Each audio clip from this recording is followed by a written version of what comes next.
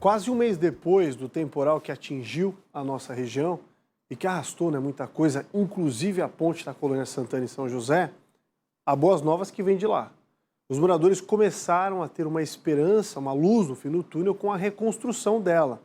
Deve ser entregue ainda hoje, no que diz o cronograma. A Kelly Borges conta um pouco mais pra gente, ela voltou ao local.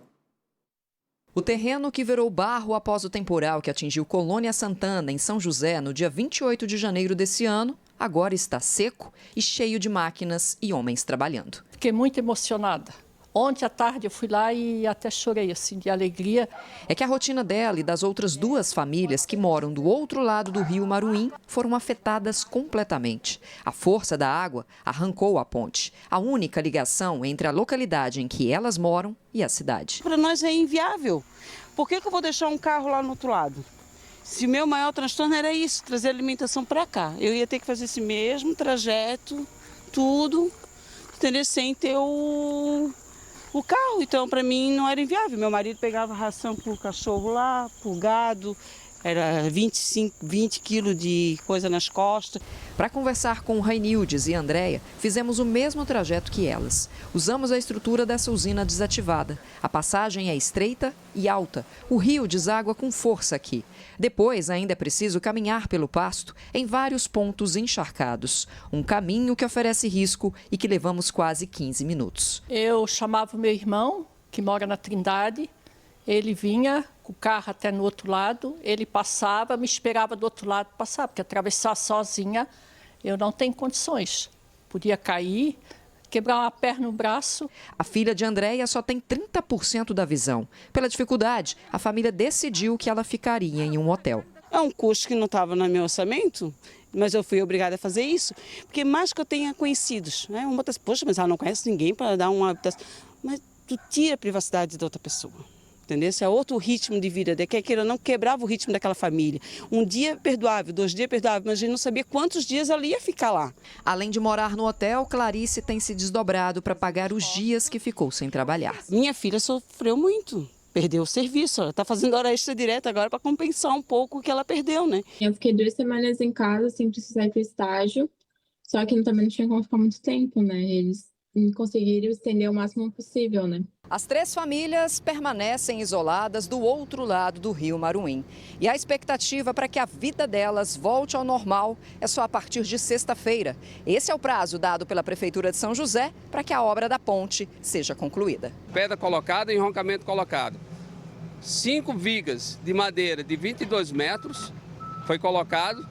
Depois eu tenho mais 100 peças que vai fazer exatamente a trava e depois as peças que vão fazer o passeio. Depois nós vamos colocar raspa de asfalto para fazer a cabeceira, para adequar a cabeceira. O serviço começou na semana passada com a colocação de pedras no entorno do rio. Na terça-feira, a madeira foi entregue.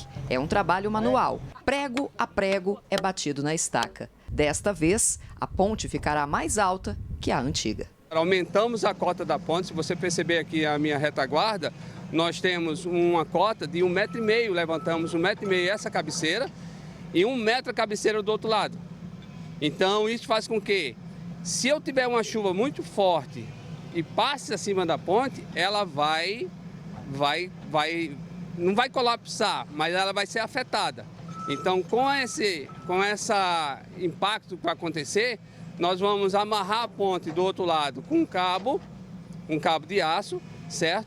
Para que, se acontecer isso, ela não vá rio abaixo. Segundo o secretário adjunto, a ideia inicial era trocar a ponte de madeira por uma estrutura de ferro, usando vigas antigas da ponte Hercílio Luz. Mas o temporal exigiu uma medida emergencial. Para que para que a infra conseguisse a estrutura metálica da ponte Hercílio Luz, eu teria que ter uma estrutura de concreto nas cabeceiras.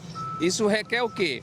Fundação, estaca, ancoragem, e isso requer o quê? Projeto, estudo de sondagem. Então nós temos várias etapas até chegar a isso. Isso seria um processo licitatório Isso demora, um processo licitatório hoje é demorado. A solução é bem-vinda, mas esse vereador questiona a permanência do uso de pontes de madeira em Colônia Santana. Nós fizemos em 2020, era outro governo, um requerimento, eu fiz no meu gabinete, para não existir mais ponte de madeira no município de São José.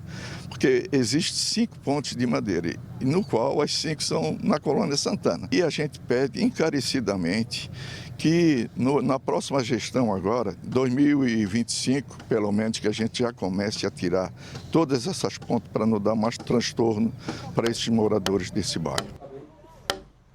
Que loucura, né? Em média, na nossa região, pelas últimas obras que aconteceram nos 5 anos, entre 1 ano e 1 ano e meio, processo licitatório.